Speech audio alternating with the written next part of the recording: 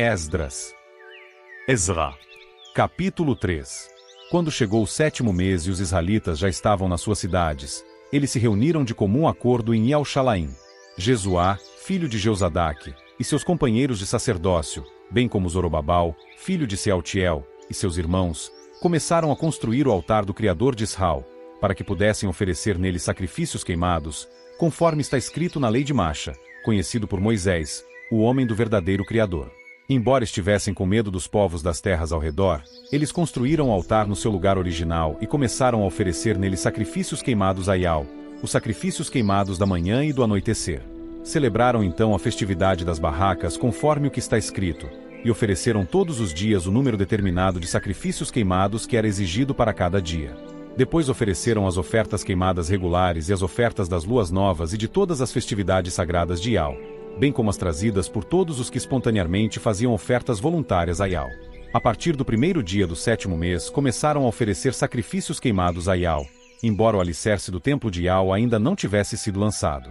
Eles deram dinheiro aos cortadores de pedras e aos artesãos, e comida, bebida e azeite aos sidônios e aos tírios, por terem trazido madeiras de cedro por mar, do Líbano até Jope, de acordo com a autorização que haviam recebido de Ciro, rei da Pérsia. No 2º ano depois da sua chegada à casa do verdadeiro Criador em Yel-Shalaim, no 2º mês, Zorobabel, filho de Sealtiel, e Jesuá, filho de Jeozadaque, iniciaram a obra junto com o restante dos seus irmãos, os sacerdotes e os levitas, bem como todos os que tinham voltado do cativeiro para Yel-Shalaim. Eles designaram os levitas de 20 anos de idade para cima como supervisores da obra da casa de Yahweh. Assim Jesuá, seus filhos e seus irmãos, e Cadmiel e seus filhos, que eram filhos de Ialda, se juntaram para supervisionar o trabalho na casa do verdadeiro Criador, junto com os filhos de Enadad e os filhos e os irmãos deles, que também eram levitas. Quando os construtores lançaram o alicerce do templo de Yahweh, os sacerdotes, com as vestes oficiais e as trombetas, e os levitas, filhos de Asaf, com os símbolos, puseram-se de pé para louvar a Yahweh segundo as orientações de Davi, rei de Israel. E começaram a louvar e a agradecer a Yahweh, cantando alternadamente o refrão: Pois ele é bom, o seu amor leal por Israel dura para sempre. Então todo o povo gritou bem alto em louvor a Yahweh porque o alicerce da casa de Yahweh havia sido lançado. Muitos dos sacerdotes, dos levitas e dos cabeças das casas paternas, os idosos que tinham visto a casa anterior, choraram alto quando viram o alicerce desta casa ser lançado, ao passo que muitos outros gritavam de alegria ao máximo de sua voz. Assim, ninguém conseguia distinguir o som dos gritos de alegria do som do choro, e o povo gritava tão alto que o som deles era ouvido a grande distância.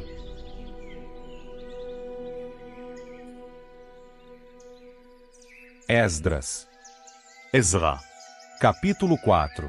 Quando os inimigos de Ialda e de Beniamim souberam que os que tinham voltado do exílio estavam construindo um templo para Yahweh, o Criador de Israel, dirigiram-se imediatamente a Zorobabel e aos cabeças das casas paternas, e lhes disseram: Deixem-nos construir com vocês, pois, assim como vocês, adoramos o seu Criador e a ele temos oferecido sacrifícios desde os dias de Esaradom, rei da Síria, que nos trouxe para cá. No entanto, Zorobabal e Jesuá, e os outros cabeças das casas paternas de Israel, lhes disseram: Vocês não participarão conosco em construir uma casa para o nosso Criador, pois nós construiremos sozinhos uma casa para Yahweh, o Criador de Israel, assim como nos ordenou Ciro, rei da Pérsia. Em vista disso, os povos das terras ao redor desanimavam constantemente o povo de Ialda e tentavam fazê-los desistir da construção. Eles contratavam conselheiros para frustrar seus planos durante todos os dias de Ciro, rei da Pérsia, até o reinado de Dário, rei da Pérsia. No início do reinado de Assuero, escreveram uma acusação contra os habitantes de Ialda e de Yel-Shalaim. E nos dias de Artaxerxes, rei da Pérsia, foi escrita uma carta por Bislão, Mitredate, Tabeel e o restante dos seus colegas, dirigida ao rei Artaxerxes. Eles traduziram a carta para o aramaico, usando caracteres aramaicos. Reum, o principal oficial do governo, e Sinsai, o escrivão, escreveram uma carta contra Yel-Shalaim ao rei Artaxerxes, conforme segue. A carta era de Reum, o principal oficial do governo, de Sinsai, o escrivão, e do restante dos colegas deles, os juízes e os subgovernadores, os secretários, o povo de Ereque, os babilônios, os habitantes de Susa, isto é, os elamitas, e as outras nações que o grande e ilustre Asnapar levou para o exílio e estabeleceu nas cidades de Chamarum e em outras partes da região a oeste do rio Eufrates. E agora segue o texto da carta que eles lhe enviaram. Ao rei Artaxerxes, dos seus servos, os homens da região a oeste do rio Eufrates. Seja do conhecimento do rei que os Yaldim que vieram daí para o nosso território chegaram a Yal-Shalaim. Estão reconstruindo a cidade rebelde Má, terminando os muros e consertando os alicerces. Seja do conhecimento do rei que, se essa cidade for reconstruída e seus muros terminados, eles não pagarão imposto, nem tributo, nem pedágio, e isso trará prejuízo ao tesouro dos reis. Visto que comemos o sal do palácio, e que não seria correto ficarmos parados enquanto vemos os interesses do rei serem prejudicados, enviamos ao rei essas informações, para que se faça uma investigação no livro dos registros dos seus antepassados. O amo descobrirá no livro dos registros que essa cidade é uma cidade rebelde, que causa prejuízo aos reis e às províncias, e que desde os tempos antigos, sempre houve nela instigadores de rebelião. É por isso que essa cidade foi destruída. Queremos informar ao rei que, se essa cidade for reconstruída e seus muros terminados, o amo não terá mais nenhum controle da região a oeste do rio Eufrates. O rei enviou a seguinte resposta a Reum, o principal oficial do governo, e a Sinsai, o escrivão, e ao restante dos colegas deles que moravam em Chamarum e nas outras partes da região a oeste do rio Eufrates. Saudações! O documento oficial que vocês nos enviaram foi lido de modo claro na minha presença.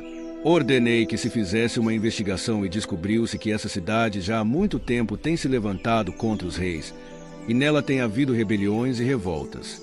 Havia reis poderosos sob Yal-Shalaim que governavam toda a região a oeste do rio Eufrates, aos quais se pagavam imposto, tributo e pedágio. Portanto, deem ordem para que esses homens parem a obra, a fim de que não se reconstrua essa cidade até que eu ordene. Não permitam que haja negligência em cuidar desse assunto, para que os interesses do rei não sejam ainda mais prejudicados. Então, depois de se ter lido a cópia do documento oficial do rei Artaxerxes na presença de Reum e de Sinsai, o escrivão, e de seus colegas, eles foram imediatamente aos Yaldim em Yal-Shalaim e usaram a força para interromper a obra. Foi então que as obras da casa do Criador em Yal-Shalaim pararam, e continuaram paradas até o segundo ano do reinado de Dário, rei da Pérsia.